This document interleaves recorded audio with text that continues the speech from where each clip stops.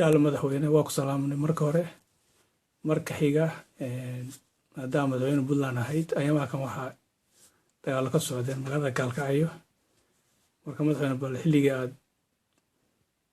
madaxweynaha ahayd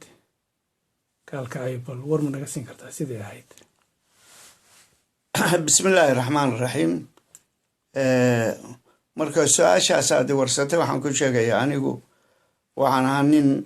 wax badan joogay magaalada Gaalkacyo dhismihii markii la dhisay galmudug madaxweyne u horeeyay kiimiko kulli rag wada saaxiba baanu ahayn waa wada shaqayn jirnay go'aan baanu gaari jirnay go'aankaasoo ay aad uga shaqayn jireen beelaha degan labada dhinacba oo odayaal waxgarad ah iyo dad go'aan leh oo ka adag shaqadooda ka adag ama heshiisay galaan aan weligood ka bixin ayay ahayd xal kasta waa heli jirnay dhibaato hadday dhacdo annaguna waa soo celin jirnay ninka xaggayaga dhibaato ka sameeya ayaguna waa soo celin jireen ciidanku waa wada shaqayn jiray annagu waa isu imaan jirnay anigu meel la arkaan mari jiray waa tegi jiray wax problema ma jirin laakiin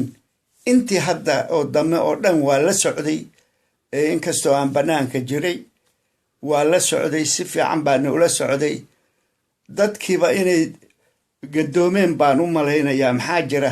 waxaa ila yaable labada madaxweyno imaaraadkan jooga hadda heshiis fiican baa la galay wax la algalay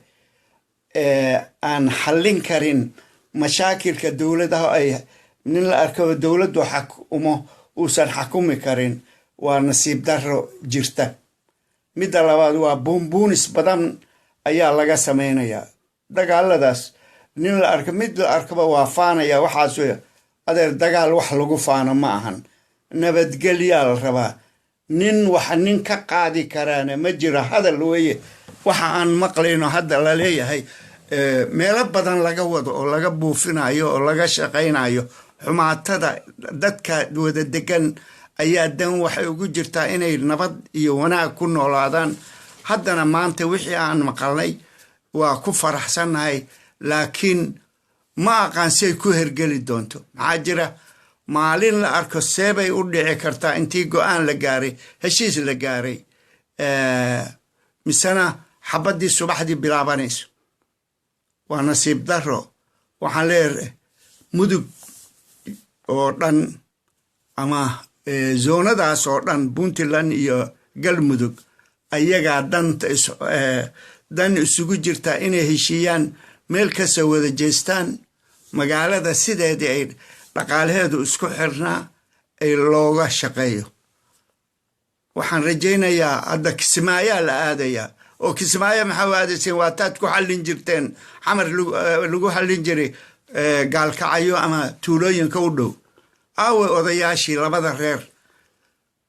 reeraha u badan labadaba aawaye waa nasiib darro waxa socda marka anigu waxaan kula talinayaa dadka dan waxay reer mudug iyo Puntland iyo galmudugow idinkaa dan isla leh heshiiya oo meel kasta wada jeenta maalin la arkaba nin anigu aan labada dhinac aqaan baa dhimanaya maxay ku dhinteen lama yaqaan waxaa la yidhi maxjar iyo meel baa haddii la dhiso labadaba ay ku isticmaalaan maxaa dhib keenaya